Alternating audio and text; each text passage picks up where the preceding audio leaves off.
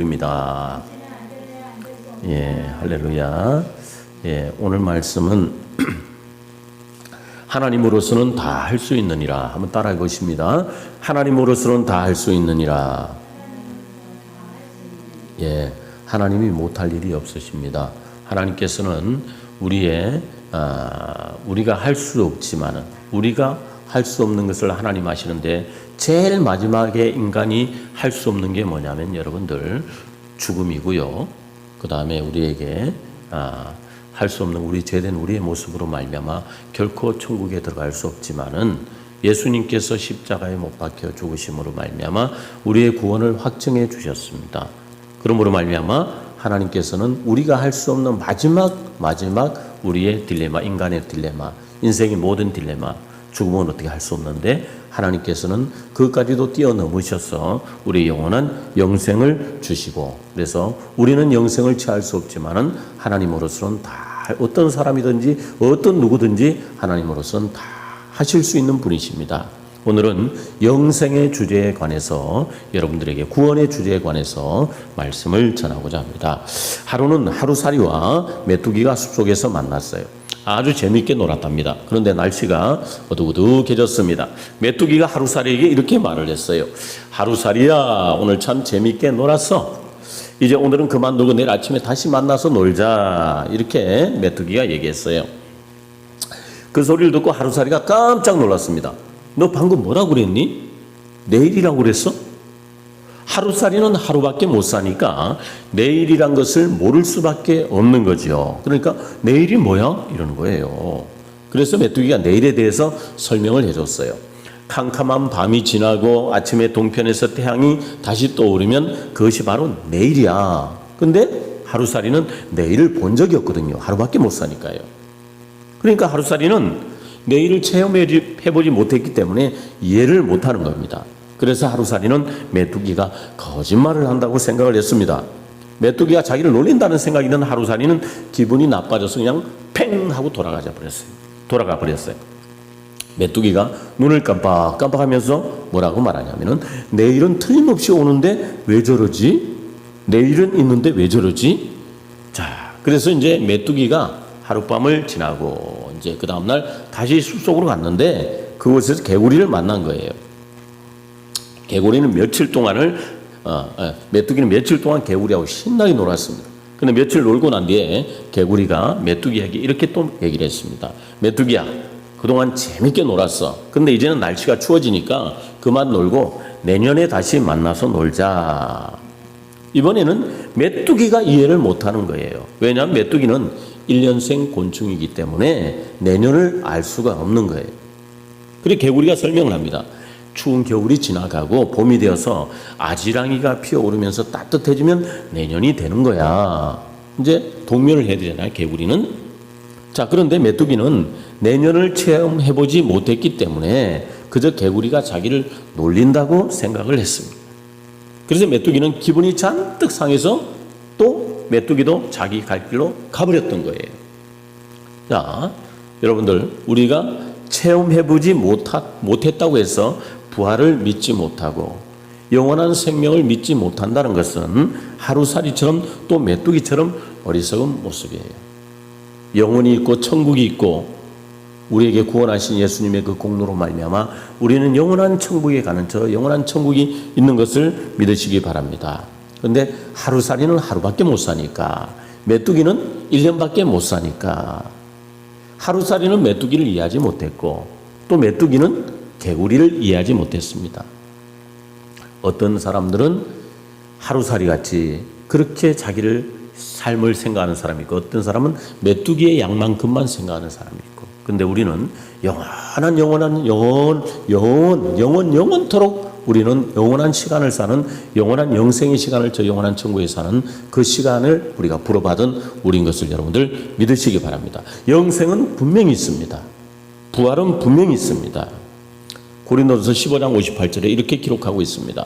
그러므로 내 사랑하는 형제들아, 견고하며 흔들리지 말며 항상 주의 일에 더욱 힘쓰는 자들이 되라. 이는 너희 수고가 주 안에서 헛되지 않은 줄을 알미니라. 여러분들, 이 팬데믹 시대에 비록 우리가 비대면으로 예배를 드리지만은 흔들리지 마십시오. 경고하십시오. 그럴수록 더욱더 주의 일을 생각하시고 힘쓰는 여러분들이 되시길 축원합니다.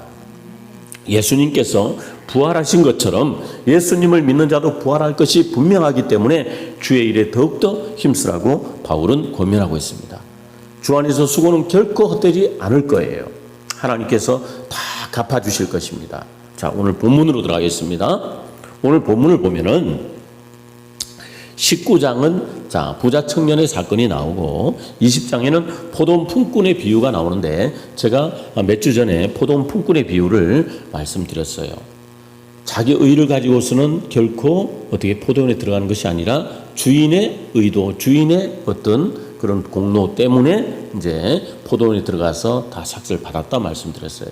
주인에게 모든 주권이 있다고 말씀드렸어요. 이것이 뭐냐면은 십자가의 관점에서 봐야 된다는 것이죠. 십자가의 관점. 그래서 이 부자 청년의 사건도 마찬가지로 십자가의 관점에서, 복음의 관점에서 이것을 봐야지 풀려지는 겁니다. 그래서 부자 청년의 사건 다음에 포도원 품꾼의 사건이 나오고, 그래서 둘 다 뭘로 연결되냐면은 십자가 사건으로 연결되고 있어요. 19장, 20장은. 그래서 두 본문 다 먼저 된 자는 나중된 자, 나중된다는 구절로 끝을 맺고 있는데, 그래서 마태복음 20장 17절 19절에 대해서는 19절은 십자가에 관해서 예수님께서 십자가를 지고 자 골고다 올라가셔서 자 바리새인과 서기관들에 의해서 예수님 십자가에 못 박혀 죽으실 것을 말씀하고 설명하고 있습니다. 자, 그래서 오늘 본문을 여러분들 19장 16절부터 보면은 19장 16절부터 마태복음 어떤 사람이 예수님께 찾아와서 질문을 합니다. 선한 선생님, 내가 무슨 일을 하여 영생을 얻을 수 있겠습니까? 하고 이제 어떤 사람이 찾아와서 이제 예수님 앞에 질문을 하는 거예요. 이 사람은 어떤 사람이냐? 이 본문에서 보면은 여기서 보면은 청년이라고 그랬어요. 젊었다 그랬어요. 20절 22절에 청년이라고 나옵니다. 또한 마가복음 10장 17절 22절 보면은 여기도 부자 청년이 나오는데 여기는 재물이 많다.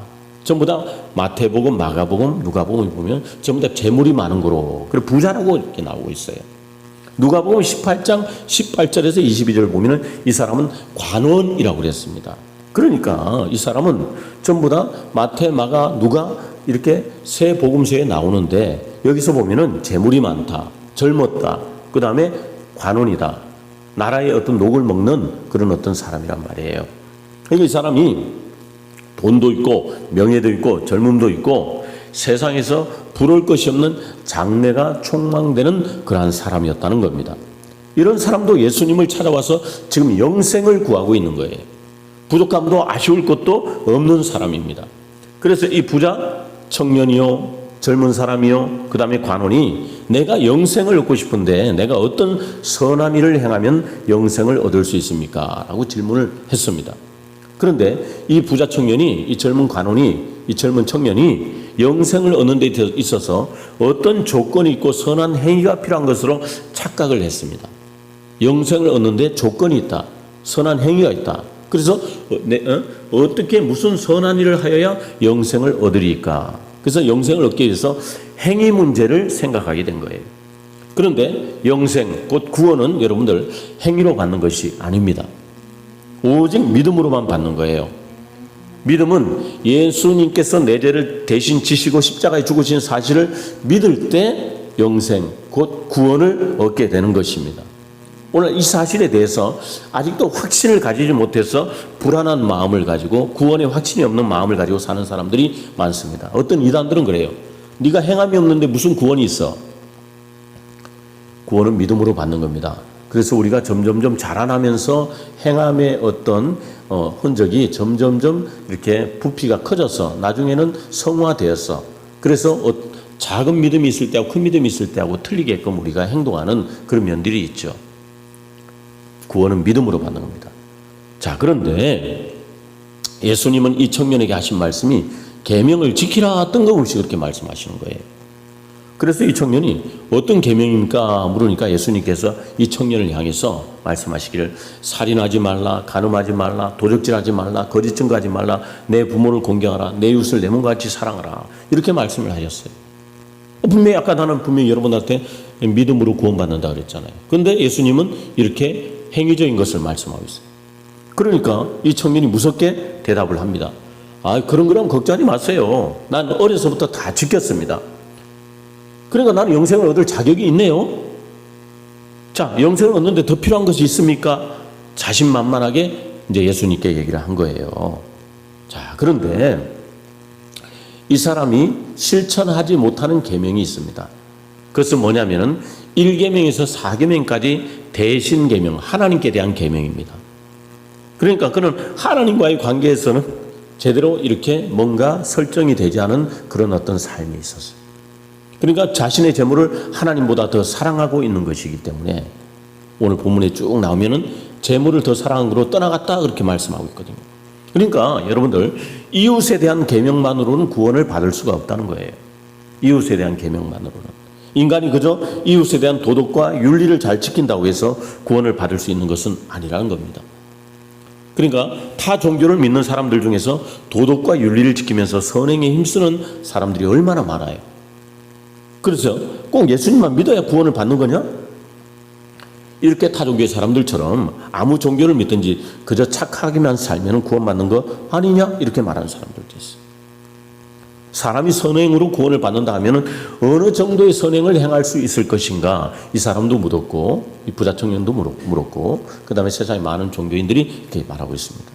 그런데 사람의 힘으로서는 선행을 행할 수는 있겠지만은 아무리 힘써도 그것으로 내 죄를 다 없이 할 수는 없단 말이에요. 선하게 살 수는 있고 선행을 행할 수 있지만은 내 죄 자체를 없앨 수는 없어요.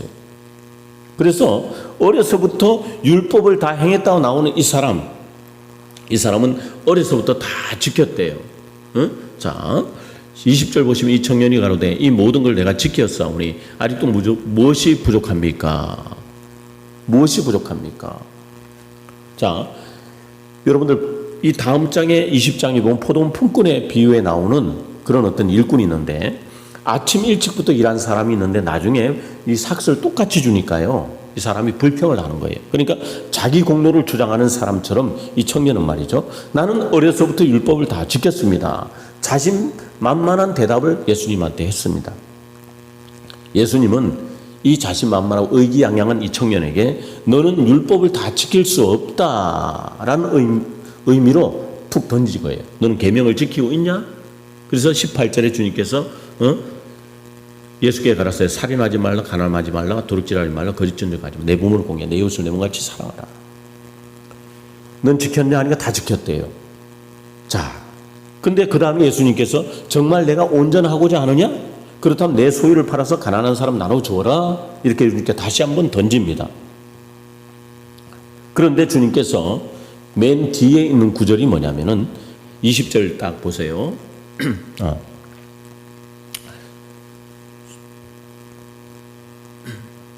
21절 보세요. 예수께서 가라사대 내가 온전하고자 할진대 가서 내 소유를 팔아 가난한 자들을 주라. 그리하면 하늘에서 보화가 내게 있으리라. 그리고 와서 나를 쫓으라. 제일 중요한 게 뭐냐면 그리고 와서 나를 쫓으라라는 구절입니다. 그러니까 예수님께서 영생을 얻는 비결은 이들의 이 부자 청년에게 다 나눠주고 나를 쫓아와라. 자, 내 소유를 팔아서 가난한 사람들에게 주고 그리고 나서 너는 나를 쫓으라.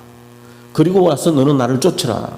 그러니까 영생은 율법에 있는 것도 아니고 선행을 행하는 것도 아니고 바로 주님께 있다. 바로 나를 쫓아라. 나를 따라와라. 그러니까 영생을 얻는 비결은 예수님을 믿는 것이요 주님을 따르는 것인 것을 믿으시기 바랍니다. 그러니까 예수님이 하고 싶으셨던 것은 뭐냐? 너 다 지켰어? 다 지켰어? 근데 주님께서 들으면 게 뭐냐? 1계명, 4계명까지 나를 쫓아라. 나를 쫓아라. 이것을 숨겨놓고 말씀하고 계신 거예요. 1계명의 4계명까지 뭐예요? 하나님 사랑. 하나님 사랑. 나를 쫓아라. 하나님을 쫓아라. 하나님을 사랑해라. 하나님을 제일로 사랑해라. 하나님을 제일로 사랑하는 것이 제일 첫 번째다. 그것을 말씀하고 있는 거예요. 구원의 주체는 누굽니까? 하나님이십니다. 4계명, 5계명부터 10계명까지 내가 선한을 행하는 그것이 구원의 주체가 되는 것이 아니고 하나님을 믿고 예수를 믿고 나서 그 다음에 행할 일들이 5계명에서 10계명까지지 5계명에서 10계명은 믿고 나서 구원받고 나서 행할 행동이지 그것이 구원의 주체는 아닌 거야. 예수님은 그것을 말씀하고 싶으셨던 거예요. 예수를 믿고 쫓는 사람들이 구원을 받고 감사하고 깨달은 사람들이기 때문에 예수님의 정신대로 살려 기부도 하고 선행도 하는 겁니다. 요즘에 보니까 동사무소나 뭐 어디에서 어떤 분들이 돈을 몇 천만 원씩 기부하고 가고 그러는데 자기 이름을 나타내요. 선행을 이름을 나타내잖아요. 예수 믿는 사람들은 오른손이 하는 걸 왼손이 모르게 해요. 구원받은 사람들은 다 그렇게 자기의 구원의 확정을 눈에 보이지 않게, 사람들에게 보이지 않게 하는 그런 모습들이 많이 있어요. 자, 예수님은 영생을 얻고자 하는 청년에게 먼저 율법을 제시하셨어요. 왜 율법을 제시하셨을까요? 계명을 지키라 그러셨을까요? 그 말씀을 하신 이유는 율법을 지켜서 온전케 된 사람이 이 세상에 한 사람도 없다. 너 다 지켰지? 그러면 너 그 있는 거 다 팔고 다 가난한 사람 나눠주고 와봐 했더니 그것까지 온전히 지키지 못하는 걸 주님께서 너 못 지키잖아. 너 다 버릴 수 없잖아.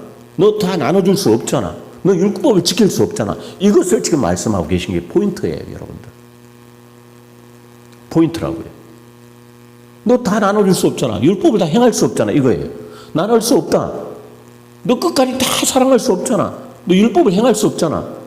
너 5계명도 10계명까지 다 지킨다 했는데 너 그거보다 거기 너 플러스 되는 율법을 너 지켜봐. 너 할 수 없잖아.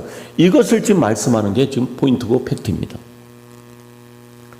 근데 왜 예수님이 먼저 율법을 지키라고 하셨을까요? 이 말씀은 먼저 내 자신을 알라 이겁니다. 네 자신이 죄인임을 깨달아라 이겁니다. 너 끝까지 내가 율법을 지키라면 끝까지 너 다 지킬 수 없지. 너 죄인인 걸 깨달아. 응? 네 자신을 알아봐. 예, 그러니까 여러분들 내 능력으로, 내 지혜로, 내 물질로, 내 육신으로, 내 의지로, 내 선행으로는 영생을 얻을 수가 절대로 없음을 깨달으라는 말씀인 거죠. 그래서 주님은 이 땅의 것에 너무 집착하지 말라고 말씀하셨습니다. 그 주님을 따르라고 권고하시는 거예요. 그런데 불행하게도 이 청년은 슬픈 기색을 하고 예수님을 떠나버리고 말았어요. 22절, 이 청년이 재물이 많으므로 이 말씀을 듣고 근심하며 가니라. 이 말씀을 듣고 근심하며 가니라. 자, 물질 문제가 나오니까요. 구원이고 영생이고 뭐고 다 팽개치고 슬픈 기색을 하고 되돌아가는 부자 청년에게, 이 부자 청년, 부자 관원에게 예수님은 제자들에게, 이 사람을 딱 보시면 제자들에게 말씀하셔요. 얘들아, 내가 진실로 너희에게 이르노니 부자는 천국에 들어가기가 얼마나 어려운지 약대가 바늘기로 들어가는 것보다 더 어려울 것이다. 약대, 낙타가 바늘기로 들어가는 것보다 더 어려울 것이다 라고 말씀하셨습니다. 왜 주님은 물질적인 것과 구원을 연결해서 말씀을 하셨을까요? 돈으로 어떤 문제도 다 해결할 수 있다고 착각할 수 있기 때문에 그렇습니다. 하나님을 의지하기보다 돈을 의지하며 살아가려고 세상 사람들은 많이 발버둥을 칩니다. 우리가 영생을 얻는 것은 무엇을 행해서 그 공로로 얻는 것이 절대로 아닌 거예요. 오직 예수 그리스도를 믿음으로 얻을 수가 있는 것입니다. 인간이 선한 일을 많이 행한다고, 무슨 선을 쌓는다고 영생을 얻을 수가 있는 것이 아닙니다. 에베소서 2장 8절에 너희는 그 은혜에 의하여 믿음으로 말미암아 구원을 받았으니 이것은 너희에게서 난 것이 아니요 하나님의 선물이라 그랬죠. 하나님의 선물이라. 구원과 영생은 하나님이 일방적 은혜로 주시는 선물이지 우리의 노력과 의로 얻어지는 것이 아닙니다. 예수님 이 사실을 가르쳐주기 위해서 말씀하셔요. 자, 17절을 한번 보시기 바랍니다. 내가 어찌하여 나를 선하다 일컫느냐? 하나님 한 분의 선한 이가 없느니라. 자, 부자 청년이 와서 선한 선생님이여 이렇게 물어보거든요. 선한 선생님이여, 내가 무슨 선한 일을 하여 영생을 얻으리까? 어찌하여 선한 것을 내게 묻느냐? 자, 뭐냐면은 이 말씀은 예수님이 선하지 않다는 뜻이 아니라 예수님을 선한 인간의 차원으로 끌어내리지 말라는 거예요. 하나님 한 분의 선한 이가 없느니라. 그러니까 예수님을 선한 인간의 차원으로 끌어내리지 말라. 이 사람은 선을 자꾸 얘기하는 거예요. 선을 행해 영생을 얻는다 이 얘기를 하니까 너 자꾸 나를 선한 것을 자꾸 해서 좋은 일을 하는 걸 그걸로 해서 나를 자꾸 영생에 자꾸 결부시키려고 하는데, 나는 너희들에게 선을 요구하는 것이 아니라 나를 믿으라 요구하는 거야. 제일 먼저 나를 믿으라는 거야. 십자가를 믿으라는 거야. 예수님은 하나님으로서 절대 선이 되십니다. 우리 인간과는 차원이 틀리죠. 그런데 이 사람은 예수님을 인간의 차원으로 끌어내려서 자신도 예수님과 같이 되고자 해서는 예수님은 안 된다. 나를 너의 차원으로 끌어내려서 너한테 맞춰서 영생을 결부시키려는 안 된다. 여러분들, 자기의와 성실로 똘똘 뭉친 사람은요, 자기의, 그리고 너무 자기의 성실 열심히 사는 어떤 그런 거에서 자기의가 강한 사람은 차돌처럼 단단하기 때문에 은혜가 뚫고 들어갈 수가 없어요. 어떤 사람들은 아주 싹싹하고 예의 바르고 그렇게 선할 수가 없습니다. 얼굴부터 아주 선하게 생긴 사람들이 있어요. 이런 사람들은 약속 시간에도 정확하게 나타나고 겉으로 볼 게 너무 착하고 선한데 뭐냐면은 너무 자기 선이 강하고 자기 의가 강하고 나는 이런 어떤 깨끗한 사람이야 생각하기 때문에 선한 것 같은데 속으로는 교만한 사람들이 있습니다. 자신의 허물과 죄를 절대로 드러내지 않는 그런 완벽한 사람들이 있어요. 그런데 자신의 내면 문제가 드러나면은 그다음 쌓은 자기 의가 무너지기 때문에 죽는 줄 압니다. 그래서 어떤 사람들이 어떤 사건들이 나타날 때 언론에서는 이렇게 극찬했던 사람들인데 자기의 어떤 내면 문제가 드러나면은 자기의 쌓은 의가 무너지기 때문에 자살하는 사람들도 많이 있어요. 여러분들, 처절하지만은 보면은 세리 출신 마태나 아니면은 삭개오나 세리 출신들 아니면은 병자들 누가 거들떠 보지 않았던 사람들 사마리아 사람들 그 다음에 돌아온 탕자 이런 어떤 사람들 이런 과의 사람들은 좀 처절하지만 자신들이 죄인인 줄 알기 때문에 은혜 받기가 쉬워요. 자, 부자가 천국 가는 것은 낙타가 바늘기로 들어가는 것보다 참 어렵다 주님께서 말씀하셨는데 당시 유대 사람들에게 낙타는 부리는 가축 중에 가장 큰 것이었어요. 그러니까 율법 아래에 있는 사람들이 전부 다 이런 모습이라 이거죠. 그러니까 자기 체면, 자기 위신, 자기 업적 쌓기만을 위해서 이렇게 나가는 사람들의 존재가 계속 비대해지는 것, 낙타처럼 커져버리는 것. 그러니까 낙타는 자꾸 커진다. 이 낙타의 봉우리 뭐냐면은 커지고 커짐으로 나타나는 교만의 두 봉우리를 말하고 있는 겁니다. 그런데 천국은 그들에게 있어서 바늘기처럼 작다고 주님은 말씀하시는 거예요. 그러니까 자아가 자꾸 커져버린 낙타 같은 부자로는 절대로 천국에 못 들어간다는 거예요. 복음은요, 여러분들 십자가입니다. 따라합니다. 십자가.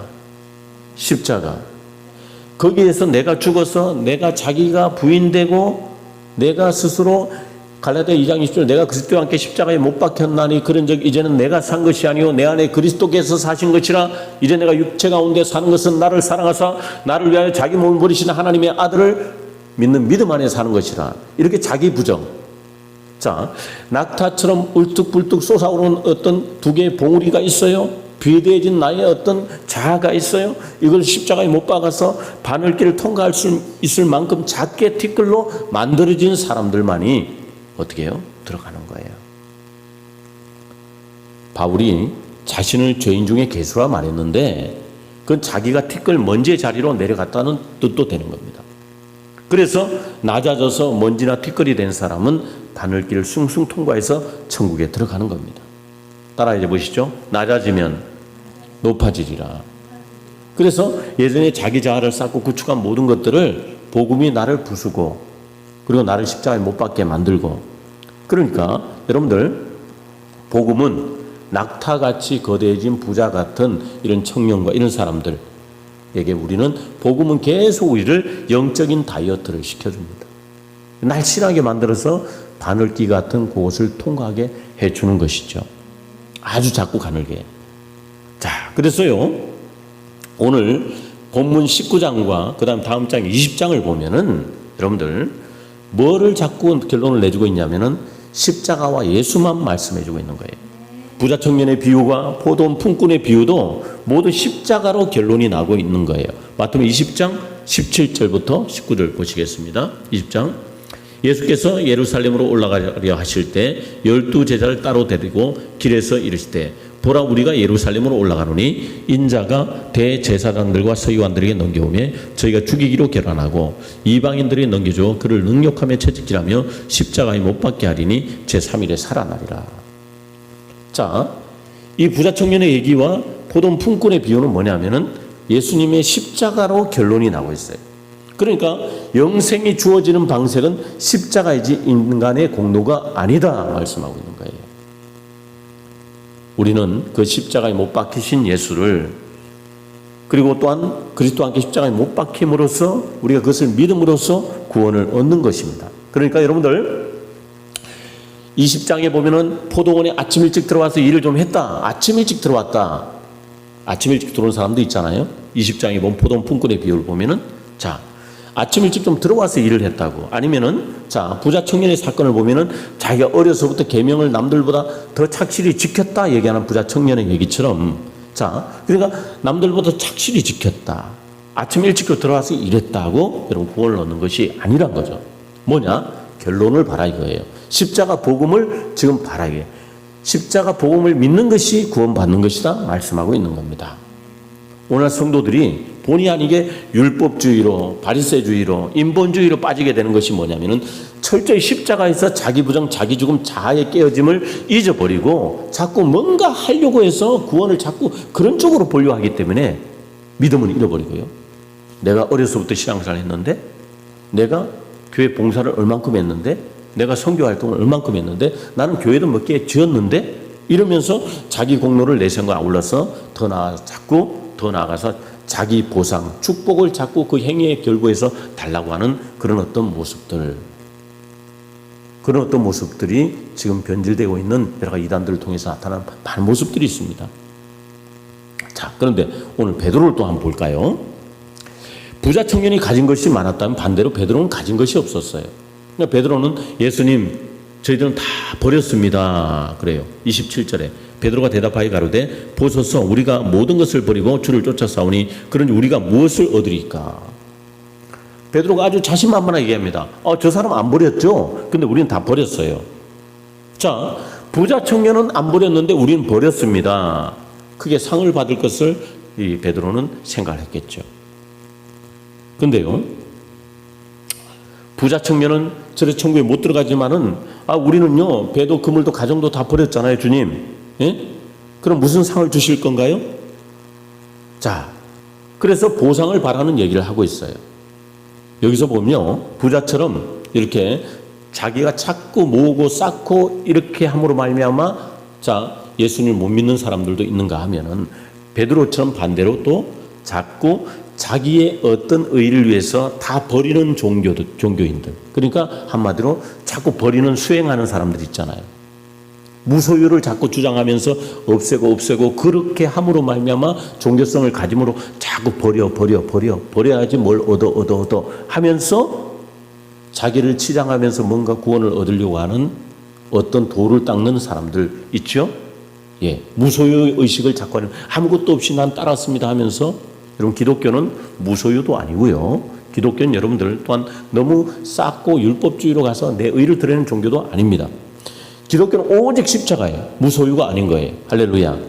갖고 있으면 하나님의 영광을 위해서 열심히 여러분들을 쓰면 되는 거예요. 하나님의 영광을 위해서. 할렐루야. 그러니까 베드로는 역시 뭐냐면은 물질적으로 없었지만은 자꾸 자기가 무소유였다 어떤 자기의 의가 또 베드로는 또 있는 거예요. 그러니까 영적으로 보면은 베드로도 뭔가 자기 자아의 부자였어요.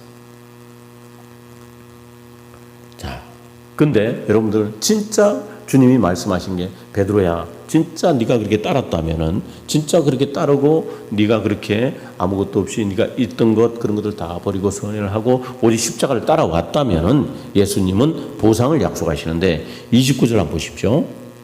29절 또 내 이름을 위하여, 여기서 내 이름을 위하여 따라합니다. 내 이름을 위하여. 자, 진정 복음을 위하여 산 자에게는 예수님께서 뭐라고 말씀하시냐면은, 자, 19장 28절에 보니까 인자가 자기 영광의 보좌에 앉을 때 나를 쫓는 너희도 12보좌에 앉아 이스라엘 12지파를 심판하리라. 그러니까 진짜 부자 청년같이가 아니라 십자가를 쫓고 베드로같이 무소유가 아니라 진짜 십자가를 쫓았던 사람들은, 성도들이 받을 보상은 보좌에 앉아 12지파를 심판하고 여러 배를 받고, 내세나 현세나 여러 배를 받고 영생도 상속한다. 너희가 이스라엘 12지파를 심판한다 이 뜻은 십자가의 공로를 통해 구원받은 성도는 나중에는 핍박했던 많은 사람들, 자기 공로를 통해 구원 얻으려고 했다 못 얻고 멸망당한 사람들을 다 심판하는 자리에서 보게 된다 이 말입니다. 예, 여러분들. 그래서 여러분들 기독교 신앙은 궁극적으로 뭐냐면은 우리가 결론은 따릅니다. 영생이다. 구원이다. 그러니까 이 세상에서 복을 받아서 내가 뭔가 자아를 실현하고 뭔가 잘 되고자 하는 어떤 통로가 아니라, 자, 이 세상에서 부자 청년처럼 뭘 모아서 부자가 되어서 위대한 사람이 되겠다는 것이나 베드로처럼 무소유가 되어서 고상한 사람이 되겠다는 것이나 둘 다 아닌 거예요. 인간의 구원은 오직 예수 그리스도의 십자가를 통해서 그 십자가에 예수님이 죽으신 것처럼 내 자아가 거기서 죽어져 연합되어서 내 마음이 깨어지고 죽고 다 가루가 되어서 그 다음에 주님께서 우리에게 영원한 천국을 예비하시는 통로를 바늘길을 들어가는 겁니다. 그런데 그것이 참 쉽지 않잖아요.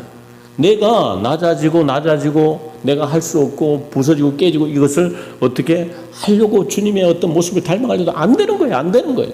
그래서 주님이 뭐냐면은 사람으로서는 할 수 없으되 하나님으로서는 다 할 수 있느니라. 예수님을 따라가기만 하면 되는 거예요. 따라가기만 하면 되는 거예요. 따라가면 주님께서 우리를 다듬으셔요.